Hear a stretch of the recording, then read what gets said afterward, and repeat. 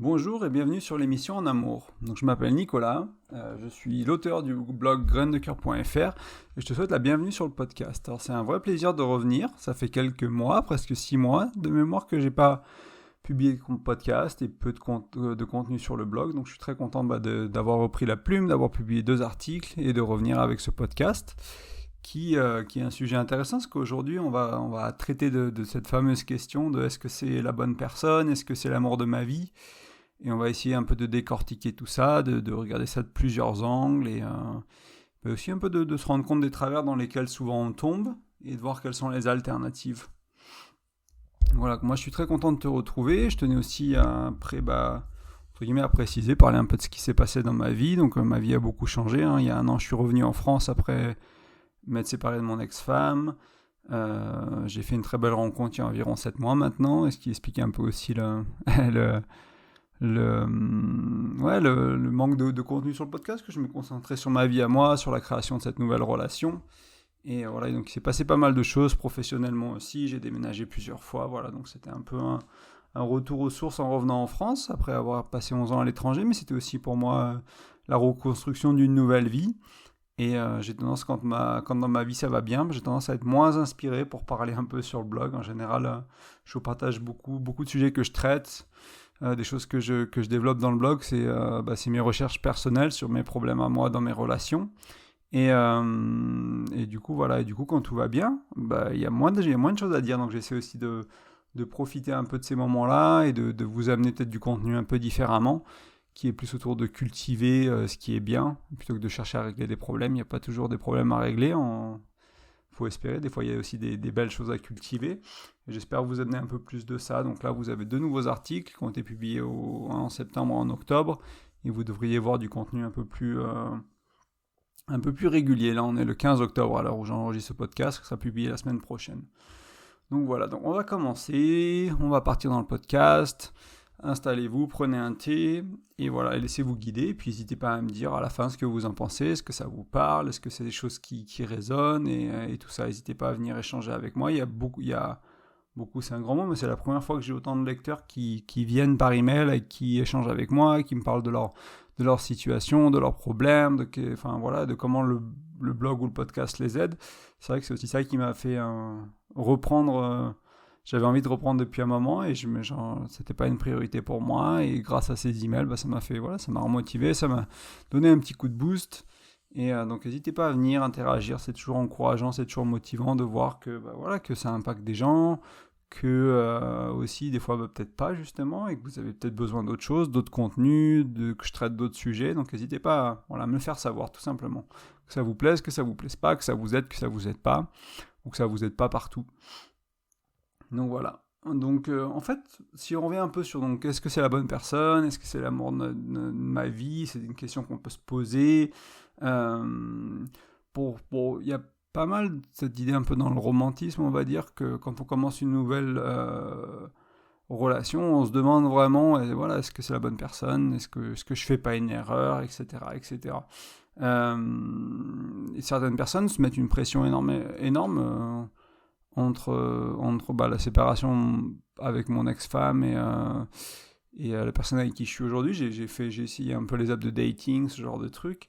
C'est vrai qu'il y a des gens qui se projettent tout de suite, qui veulent tout de suite, je sais pas, c'est pour la vie, c'est pour se marier, c'est pour si, cherche la bonne personne, et on se met une sorte de pression assez énorme en fait. Dès le début, avant de commencer la relation, et ça peut être intéressant de se demander à quelle relation on va créer si on commence la relation avec cette pression dessus, en fait. Quel va être l'impact de nos attentes, de nos envies.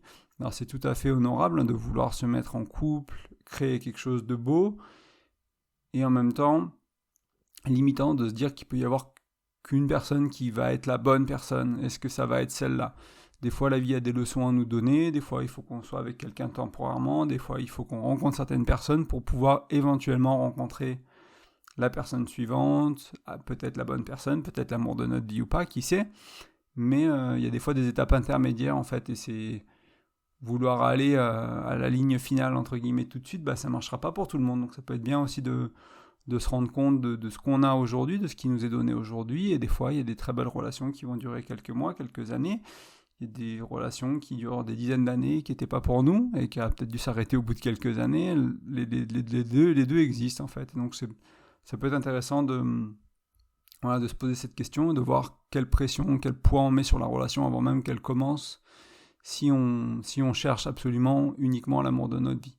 Et c'est tout à fait louable de trouver quelqu'un, de vouloir se mettre en couple. Hein. Moi-même, quand je me projette dans une relation, quand je commence une relation, c'est pas pour flirter, c'est pas pour de la légèreté, c'est vraiment pour construire quelque chose à deux. Et en même temps, il faut aussi se laisser le temps de découvrir l'autre. Est-ce que c'est la bonne personne? Ben voilà, essayer de voir comment c'est de vivre à deux, comment on s'aime, comment ça évolue au-delà des 6 mois, 1 an, 2 ans où les hormones font le travail pour nous, comment on arrive à stabiliser le couple, comment on arrive à stabiliser les émotions, comment on arrive à créer, est-ce qu'on est encore dans la bienveillance, est-ce qu'on est encore dans l'amour, et ça peut être important de voir un peu comment ça évolue, et ça prend du temps.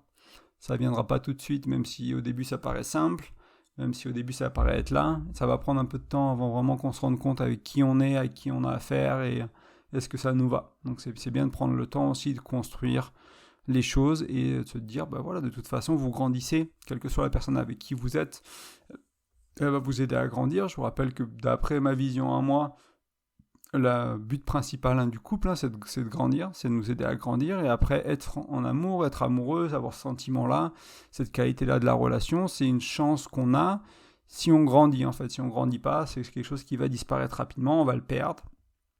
Et du coup, voilà, le but principal d'une relation, c'est de nous faire grandir, et après ça nous permet de rester dans ce qu'on peut appeler l'amour, ou dans la bienveillance et dans la tendresse l'un envers l'autre pendant des années, des décennies, selon si le couple nous va, si la relation nous va, si elle évolue dans le bon sens. Il y a pas mal de gens aussi qui vont chercher cette idée de moitié. Quelqu'un qui nous complétera, on le voit beaucoup dans les citations sur Facebook, je suis pas mal de groupes autour du couple, de la relation à deux, etc. Et même des fois dans des groupes qui sont un peu plus, on va dire, conscients ou spirituels, il y a cette idée des fois de rencontrer la moitié. Et on se dit qu'il y a peut-être quelqu'un de spécial qui nous attend, et une fois qu'on aura rencontré cette personne-là, et ben voilà, les choses seront différentes. Alors là aussi, ça vaut le coup de se demander si on commence une relation sur ce P-là, en se coupant en deux, en se disant qu'on n'est qu'une moitié, en se disant qu'on n'est pas complet soi-même. Qu'est-ce que ça amène? Parce que ça veut dire quelque part, il y a un manque en nous qu'on n'arriverait jamais à combler, il faut que quelqu'un d'autre le comble. Ce qui n'est pas, d'après moi, ce qui n'est pas vraiment vrai. On peut être une personne entière, en fait, et être avec quelqu'un qui est entier aussi, et créer une très belle relation. Et il n'y a pas besoin d'être une moitié, entre guillemets. Vous avez le droit d'être vous-même intégralement, en fait, entièrement, sans vous couper en deux.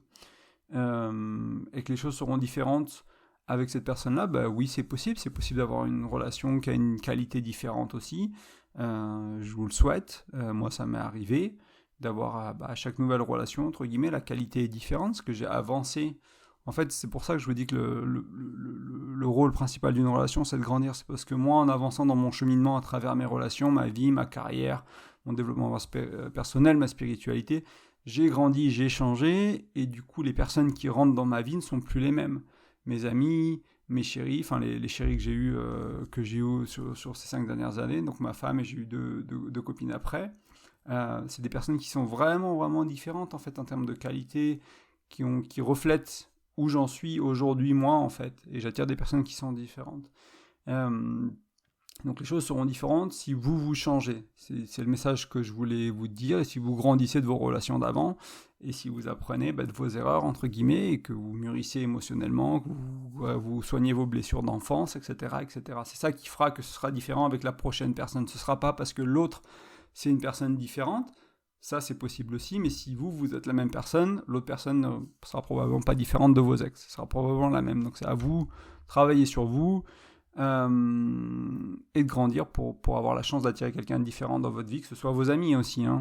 Et vous allez voir que ça peut aussi grandir, ça peut aussi pousser des personnes hors de votre vie, vos amis, votre famille. Il y a des relations qui deviendront plus dures parce que vous attendez autre chose, vous avez une autre qualité de communication, vous avez d'autres intérêts, et peut-être qu'il y a des gens qui ne correspondent plus à ça. Et c'est vrai que c'est une période un peu délicate, parce que ça peut être des gens qu'on aime beaucoup, qui sont très proches de nous, qu'on voit souvent, et on se rend compte qu'il y a un trou entre nous maintenant. Il y a une distance qui s'est mise, et que c'est difficile d'aller de l'autre côté, ou d'apprécier autant le temps qu'on passe à deux ou en famille ou quoi que ce soit avec ces personnes-là, alors qu'on l'appréciait plus avant. Et ça, c'est ok, il faut apprendre à l'accepter, sans juger, sans penser qu'on est mieux, sans penser qu'on fait mieux, etc. Accueillir et trouver sa place, et peut-être... trouver sa place et trouver une manière d'avoir toujours des belles relations avec ces gens-là qui sont importants pour nous, sans se mettre sur un piédestal et sans se mettre trop en avant en se disant qu'on est supérieur émotionnellement, spirituellement, etc. C'est vrai que c'est un peu le piège aussi quand on travaille sur soi. Des fois, on se compare aux autres pour se faire du bien et on rabaisse les autres. Et c'est vrai que on fait ça avec nos proches et avec nos amoureux aussi, ou amoureuses. Le troisième point que je voulais toucher, c'est que aussi on se met beaucoup de pression quand on se met dans une nouvelle relation et qu'on se pose ces questions. Encore une fois, est-ce que c'est la bonne personne? Est-ce que c'est l'amour de ma vie? Parce qu'on va chercher quelqu'un qui est à la fois notre lover, le meilleur coup de notre vie, notre meilleur ami, notre amant, notre partenaire de vie, quelqu'un qui est éventuellement coparent, quelqu'un sur qui se reposer en cas de coup dur, quelqu'un qui est solide financièrement, quelqu'un qui est solide intellectuellement, émotionnellement, etc. On met tout le poids du monde un peu sur cette personne, sur cette autre qu'on cherche, avec qui on veut vivre, avec qui on veut partager. Et il y a une psychologue américaine que j'aime beaucoup, Esther Perel, et elle parle de cette idée qu'avant on avait besoin d'un village pour tout ça. Il n'y a pas si longtemps, il y a quelques générations, souvent on avait un village, on avait une sorte de couple. Ça pouvait être un mariage arrangé pour les terres, par exemple, dans des familles un peu plus paysannes, qui sont mes origines à moi, où la fille avait une dot, et puis elle trouvait un chéri, puis voilà, ça agrandissait la ferme, ça donnait plus de pouvoir, etc. etc. Et du coup, l'amour était un peu en dehors de la relation. Souvent, il y avait des amants, on n'était pas toujours amoureux de son mari ou de sa femme.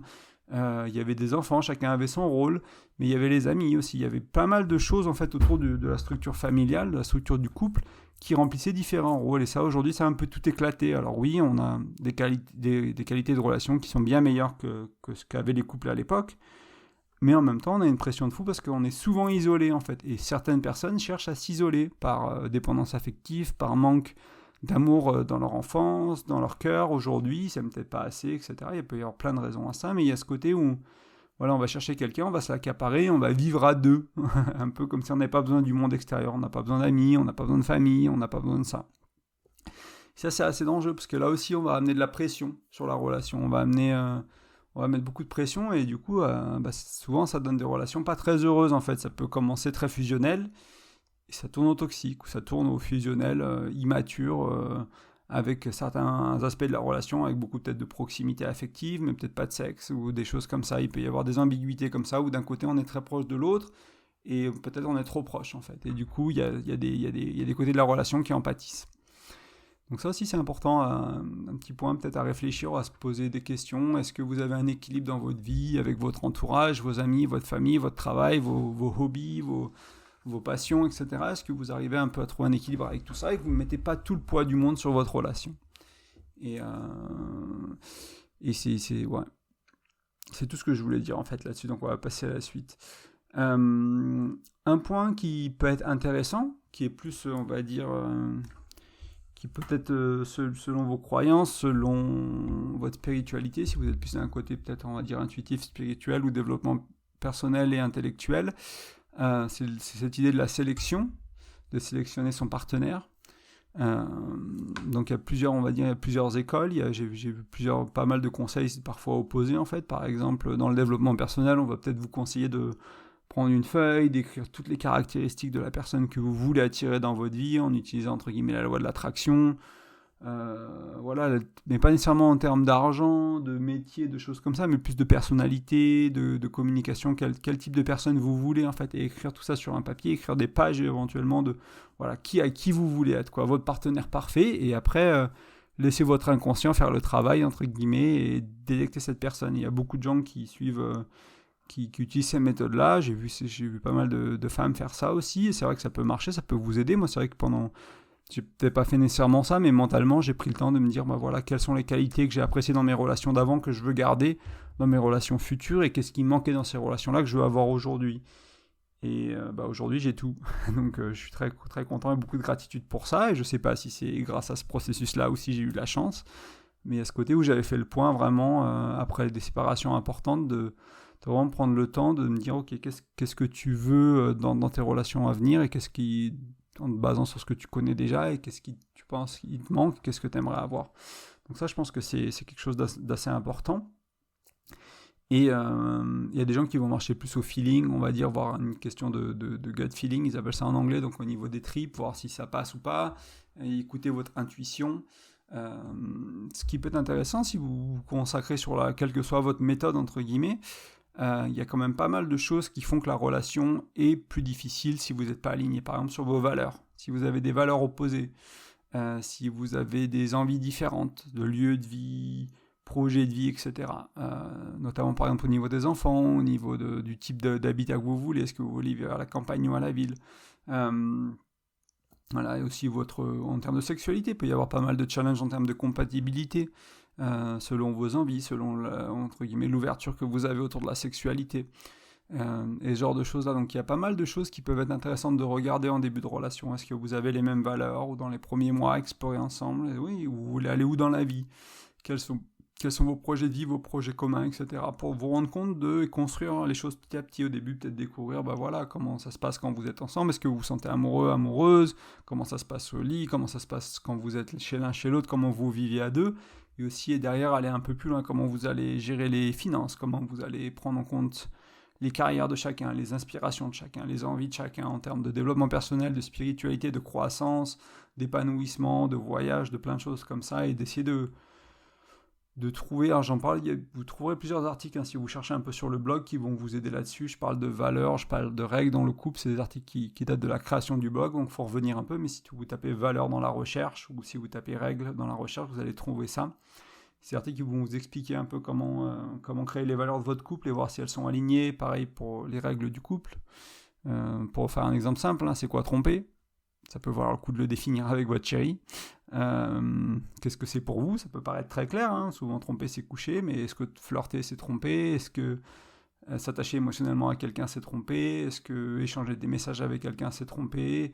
Etc., etc. Ça peut valoir le coup de de définir les règles de votre couple. Et il y a des choses qui peuvent être beaucoup plus simples que ça et beaucoup plus mineures. Ça peut être simplement comment on s'organise dans la vie de tous les jours pour les courses, pour le ménage, pour quels sont les rôles de chacun, selon ce que vous faites, etc., etc. Et définir un peu votre couple vis-à-vis de ça. Donc c'est des choses qui peuvent être importantes à regarder. Donc les valeurs, les règles, les envies, les projets de vie, les projets communs, les envies de vie, les carrières, l'inspiration, la communication, la spiritualité, la sexualité. Tout ça, ça peut être des choses ça vaut le coup un peu de choisir quelqu'un qui est compatible avec vous.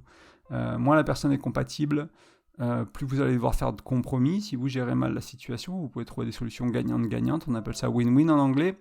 Mais ça va être difficile et c'est l'une des raisons moi, que je retiens de la séparation avec mon ex-femme, c'est que même s'il y avait beaucoup d'amour, même s'il y avait beaucoup de tendresse, même si on a vécu une super relation sur 5 ans, on était fondamentalement des personnes différentes à plein de niveaux, on était opposés sur pas mal de valeurs, sur pas mal de choses, sur nos langages d'amour, sur nos valeurs, sur nos besoins, etc., etc. On a fait plusieurs tests qu'on a pris de stages de développement personnel. Et à chaque fois, c'était plus ou moins l'opposé. Et on s'est rendu compte que malgré l'amour, ça suffit pas. La vie de tous les jours, elle est plus compliquée avec quelqu'un avec qui on est opposé. Et dans ma relation actuelle, on est vachement plus alignés et les choses sont vachement plus fluides. Et je le savais, je le savais à chaque fois. On a quand même essayé, ça a marché. Avec mon ex-femme, mine de rien, 5 ans, c'est pas rien. Mais ça s'est mis en travers de nous et ça a causé aussi la séparation. Et c'est mieux pour tout le monde. Et en même temps, c'est une belle leçon de vie de se rendre compte que oui, il y a un rôle important entre guillemets dans la sélection à ce niveau-là. Alors, je me permets juste de relire mes notes rapidement pour être sûr que j'ai couvert tout ce que je voulais couvrir. Voilà, non, en fait, ce point-là, le 5e point, c'était vraiment un peu résumer ce que je venais de dire sur les 4 points d'avant. Donc à chaque fois quand on projette ces choses-là, qu'on cherche notre lover, notre meilleur ami, notre amant, notre partenaire de vie, notre coparent, notre support, etc., plus qu'on cherche notre moitié, ou encore qu'on cherche tout de suite la personne avec qui vivre à la fin de sa vie, ça met vraiment une pression très forte sur la relation, et ça nous met dans un état d'esprit assez particulier où on va pas nécessairement faire les bons choix, et ça vaut le coup de se questionner là-dessus. Aussi, ce qui va se passer, c'est quand on rencontre quelqu'un, souvent, ce qui se passe, c'est qu'on projette. C'est-à-dire qu'on ne comprend pas vraiment l'autre, on ne sait pas vraiment qui l'autre est, qui est cette personne en face de nous, et on s'imagine ce qu'on connaît, on projette ce qu'une ex ou ce que des gens qu'on connaît, parce qu'ils ont dit les mêmes mots, parce qu'ils ont eu la même action, on anticipe, on projette ça veut dire qu'ils veulent la même chose, ou qui sont pareils, etc., etc. On va se créer un peu une sorte de... on va se faire un fantasme un peu de qui la personne n'est ou n'est pas. Et c'est quelque chose qui est très très courant au début de relation, parce qu'on a envie de on tombe amoureux, il y a un peu cet enthousiasme, il y a cette euphorie, et on va projeter plein de choses, et souvent on se rend compte, en fait, après quelques années, quelques mois déjà même, on commence à déconstruire tout ça, et on se rend compte de « Ah, j'avais pas vraiment compris ça, elle est un peu différente, il est un peu différent, j'avais pas vraiment saisi ça, il y avait peut-être une nuance, c'est pas exactement comme cette personne-là », et on se rend compte un peu des différences. Donc avoir cette compréhension, cette connaissance que quand on rencontre quelqu'un, on va forcément créer une histoire incomplète, et on va forcément projeter des choses qui ne sont pas vraies, des envies qui ne sont pas vraies, des attentes qui ne sont pas vraies, et on va créer tout ça, et déjà en avoir conscience de ce qu'on projette régulièrement en regardant nos relations passées, la relation qu'on est en train de créer. C'est déjà une bonne chose, ça nous permet peut-être un peu de nous calmer un peu et d'essayer de vraiment voir la réalité, de poser des questions, d'être curieux, d'observer, de comprendre, de demander aussi. Quand tu dis ça, qu'est-ce que tu veux dire ? Définir certains mots que vous utilisez souvent, par exemple, qu'est-ce que ça veut dire je sais pas moi, qu'est-ce que ça veut dire je t'aime ? Et ça veut pas dire la même chose pour tout le monde, je t'aime. Encore une fois, c'est important de définir les termes qui sont importants dans votre relation. Et ça va vous aider, oui, à rentrer en relation avec un peu plus de conscience, peut-être en sélectionnant peut-être un peu mieux aussi, en disant, écoute, ça, je veux plus du tout, du coup, je vais pas aller là. C'est mon schéma passé, j'allais vers ce type de nana, ou j'allais vers ce type de mec, ça me va plus du tout, vous commencez une nouvelle relation, vous vous demandez toutes ces questions, est-ce que c'est la bonne, est-ce que c'est pas la bonne, etc., etc., et puis, vous vous rendez compte que vous êtes dans certains travers passés, et il faut peut-être mieux lâcher prise, laisser aller, trouver quelqu'un d'autre, ou vous engager dans la relation, peut-être faire une erreur éventuellement, et apprendre une leçon aussi, parce que c'est vrai que c'est ça aussi que j'ai pas apporté encore, et je voulais en parler, mais c'est ce côté de... Il n'y a pas vraiment d'échec en relation partout dans la vie si on apprend, en fait. Si on prend le temps de réfléchir, de se dire, je répète encore mon schéma, pourquoi je répète ça, qu'est-ce qui fait que je répète mon schéma ? Encore une fois, il n'y a que en changeant qui vous êtes que vous allez changer les personnes que vous attirez. Du coup... oui, en réparant nos schémas, en réparant nos blessures, on va avancer. Des fois, il faut qu'on se prenne 3 fois la même claque. Des fois, c'est 10 fois. Alors, 10 fois en amour, ça fait beaucoup de partenaires, ça fait beaucoup d'années. À moins que vous changiez rapidement, mais souvent, si vous construisez un peu des relations, à moins des relations d'un mois, ça se fait en un an éventuellement, ça va prendre des années ou des décennies de passer par 10 erreurs. Donc, ça vaut le coup d'apprendre un peu plus vite que ça, d'essayer éventuellement de se faire accompagner en coaching, j'en propose, ou de se faire accompagner en thérapie, avec toutes sortes de modalités. Aujourd'hui, on a le choix en termes de... ce qui est plus de la psychologie, ce qui est plus de la spiritualité ou du coaching. Il y a vraiment beaucoup d'avenues pour apprendre et grandir et soigner ses blessures, donc ça vaut le coup. Et je voulais en profiter un peu pour conclure l'épisode et un peu tout récapituler, puis vous donner peut-être d'autres pistes aussi que j'ai peut-être pas encore couvertes. Moi, pendant longtemps, c'est vrai que quand j'étais plus jeune, adolescent, jeune adulte, il y avait ce côté, j'avais envie de trouver l'amour de ma vie, j'avais envie d'être amoureux jusqu'à la nuit des temps, de vivre une belle relation, etc. Et je me suis rendu compte que c'est pas toujours ce qu'on a à vivre, en fait, et que c'est pas nécessairement... qu'il peut y avoir des relations, il y a des gens qui vont être en couple avec une personne pendant 60 ans, et ça va être merveilleux pour eux. Il y a des personnes qui vont changer de chérie tous les 6-5 ans, et ils vont avoir du mal à aller plus loin, et c'est aussi ok. Il n'y a pas vraiment ça dépend de ce que vous voulez. Il faut aussi penser que des fois on veut ce que la société veut de nous, ce que notre éducation veut de nous, donc on veut un chéri, une chérie, se marier, faire 3 enfants, avoir une voiture, avoir un bon boulot et faire ça jusqu'à ce qu'on soit à la retraite, et jusqu'à ce que la mort nous sépare. Et il n'y a pas tout le monde qui veut ça, en fait. Si vraiment on se rend compte, si vraiment on cherche à l'intérieur de nous, il n'y a peut-être pas tout le monde qui aura la chance aussi d'avoir ça, peut-être temporairement, peut-être pas du tout. Il y a peut-être la vie a peut-être prévu quelque chose d'autre pour nous. Et il faut aussi être un peu ouvert à ce qui se passe. Une des leçons que j'ai appris, qui a été très importante et qui était difficile pour moi pendant longtemps, c'est que une relation, ça se mesure pas à la durée de la relation. C'est pas un bon outil de mesure. On ne mesure pas la qualité d'une relation à ce que ça fait 20 ans qu'on est ensemble, est-ce que ça fait 15 ans qu'on est ensemble, est-ce que ça fait 50 ans qu'on est ensemble. Si vous avez 50 ans, vous aurez du mal à être 50 ans avec quelqu'un d'autre, ça va être compliqué déjà. Donc c'est pas une bonne outil de mesure. En fait, c'est mieux, c'est de se concentrer sur la qualité des relations. Et si vous arrivez à maintenir une belle qualité de relation, si vous évoluez dans les mêmes directions, si vous avez les mêmes projets de vie, il y a des chances que la relation, elle dure en fait. Mais vous pouvez aussi avoir une très belle relation, avec une très belle connexion, beaucoup d'amour, et décider malgré tout de vous séparer parce que vous voulez des projets de vie très différents. Et des gens très matures, spirituels, font ça régulièrement aussi, se séparent malgré beaucoup d'amour, une relation qui marche bien, parce qu'ils ont juste envie de vie différente. Et c'est ok aussi, les deux sont possibles. On peut se séparer parce que la relation ne marche plus, on peut se séparer parce qu'on veut des choses différentes, alors la relation marche encore, et tout ça c'est possible, ça c'est ok.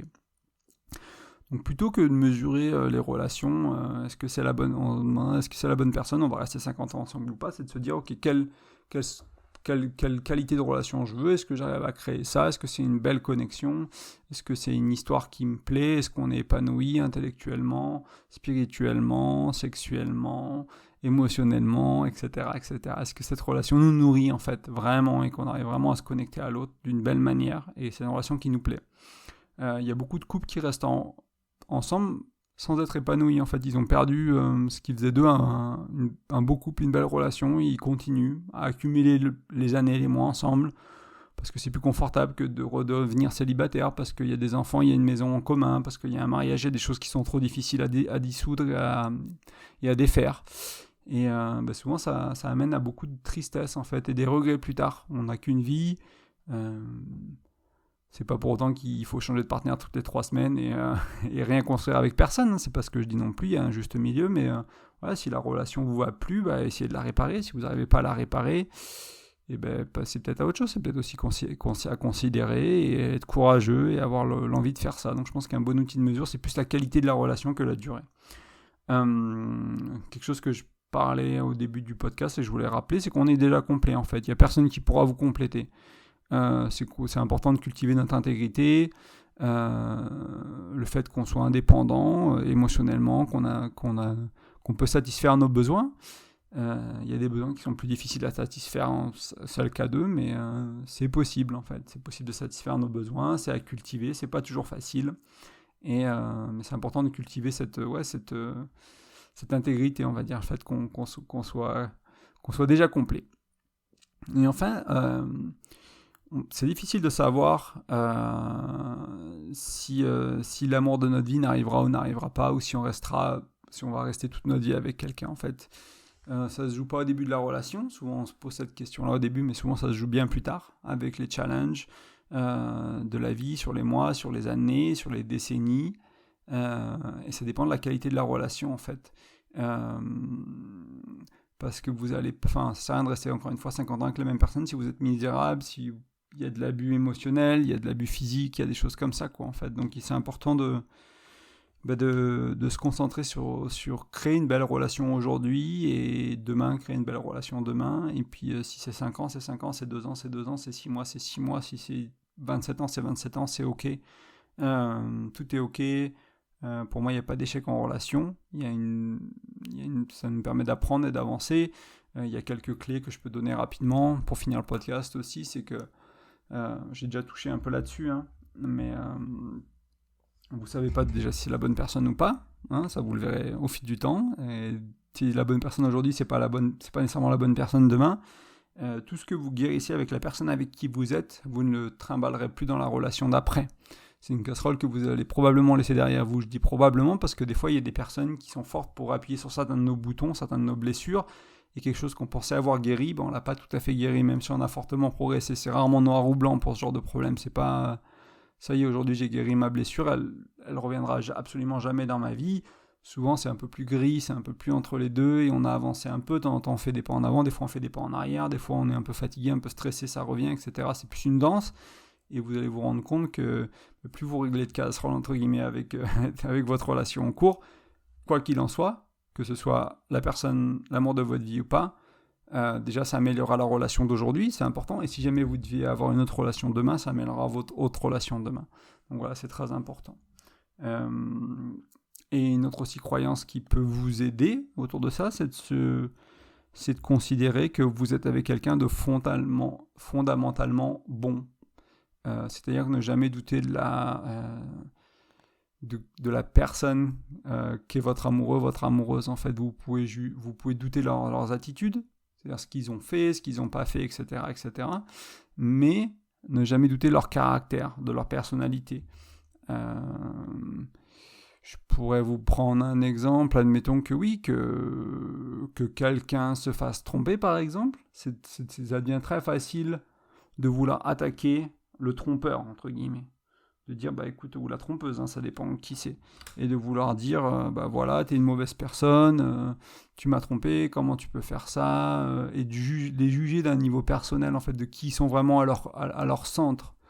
Et alors que, comme vous, comme moi, comme nous, comme tout le monde, eux, ce qu'ils cherchaient à faire, c'était à satisfaire leurs besoins. C'est la seule chose qu'on fait en tant que être humain, on cherche à satisfaire notre besoin. Si on a faim, si on a soif et faim, on sera prêt à tuer pour ça. Si on a assez faim ou soif, donc c'est vraiment important pour nous de satisfaire nos besoins, et dès qu'on a satisfait notre appétit, après on a 1000 besoins. Ça, j'aime beaucoup, c'est un Sadhguru, un gourou indien en spiritualité qui dit que quand l'homme a faim, il a un besoin, et quand il a plus faim, il a un problème, et quand il a plus faim, qu'il a mangé, il a 1000 problèmes. C'est exactement ça, entre guillemets, avec nos besoins aussi. Donc cette personne-là qui a trompé, par exemple, chercher simplement à satisfaire ses besoins de connexion à l'autre, en sexe, de manière de sexe, mais souvent c'est plus émotionnel. Souvent on pense que c'est sexuel, mais c'est souvent bien plus émotionnel. La sexualité est beaucoup autour des émotions.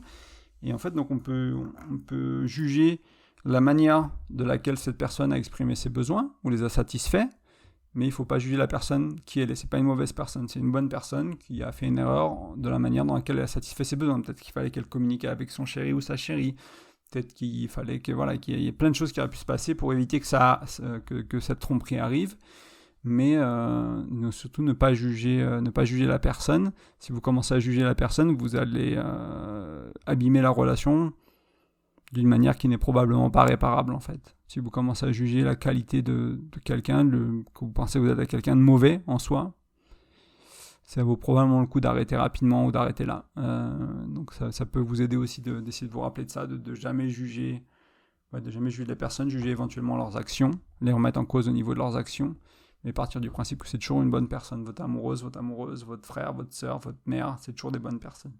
Voilà, donc j'espère que ces quelques clés rapides, c'est des choses que j'explore un peu plus dans le blog, dans certains articles, peuvent vous aider aussi un peu à avancer avec votre relation actuelle, à faire la paix avec vos relations passées, à pas trop vous juger si, je sais pas, moi, comme moi, j'ai 36 ans, j'ai pas eu une relation de 15 ans avec quelqu'un, j'ai pas eu ça, et il n'y a pas besoin de se juger de ça. Il y a des gens qui, à mon âge, ça fait 20 ans qu'ils sont en couple, il y a des gens qui, à mon âge, ils sont célibataires, il n'y a pas de mieux, de moins bien. Faut aussi un peu se libérer de ça. On fait ce qu'on peut avec ce que la vie a à nous offrir, on est ouvert à la vie, et il se passe plein de belles choses quand on fait ça, en fait, que ce soit sur la durée, moins sur la durée. Il y a des belles personnes qui rentrent dans notre vie, et bien sûr ça vaut le coup de s'investir, de créer une relation qui dure. C'est pour ça que le blog est là, le blog et le podcast d'ailleurs, le podcast c'est un peu une déclinaison du blog en plein de niveaux. Cette idée de créer une relation un peu plus en conscience, une relation qui nous va sur mesure, comme ça elle a une chance de durer, et qu'elle dure ou pas, elle sera belle, en fait. C'est surtout ça qui est important. Pour revenir à ce que je disais tout à l'heure, c'est pas la durée qui est le bon indicateur, c'est la qualité de la connexion. Donc voilà, c'est tout pour aujourd'hui. Merci de m'avoir écouté. Je te rappelle que tu peux aller sur le blog, donc graine-2-coeur.fr. Tu vas trouver dans les articles ou dans les menus des petits encarts, des petits panneaux où tu peux laisser ton prénom et ton email pour recevoir un bonus. Un bonus, c'est 5 outils de communication, donc c'est du concret, du pratique, des choses que tu peux mettre en place et appliquer dans ton couple assez rapidement ou immédiatement pour certains. Le but, c'est de te donner ces 5 outils qui vont vraiment impacter la qualité de ta communication aujourd'hui et pas après 6 mois de formation. C'est des outils très simples comme les 5 langages de l'amour, et apprendre à comprendre les tiens, ceux de ton ou ta partenaire, et puis d'ajuster un peu votre couple une fois que vous comprenez comment l'autre aime être aimé. Il y a plein de petites choses comme ça. Donc je te conseille d'aller sur le blog, de télécharger le bonus, de regarder un peu les articles aussi, de regarder les autres podcasts si tu me découvres. Je t'invite également à me mettre des commentaires ou des notes sur iTunes ou partout où tu écoutes le podcast. Tout simplement, un podcast, la meilleure manière de te faire découvrir, c'est s'il est proposé sur les plateformes. Et pour ça, il faut des notes, il faut de l'audience, il faut des commentaires. Donc c'est tout simplement le meilleur moyen pour moi pour me faire découvrir. Ça m'aide que ça te plaise moins. C'est aussi ok de me donner des feedbacks négatifs et me dire ce que tu penses que je dois améliorer. Ça me va aussi, parce que je suis là pour apprendre et pour grandir. Notre relation nous sert aussi à ça, hein. La relation entre toi et moi, ça sert aussi à grandir, à avancer. Et j'espère que ce que je t'apporte te fera grandir, et toi, ce que tu peux m'apporter me fera sûrement grandir aussi. Donc c'est un bel échange. Donc n'hésite pas à me dire ce que tu en penses. Et voilà, en tout cas, je te souhaite une super soirée, une super journée, selon à quand tu m'écoutes, et à très vite. Salut.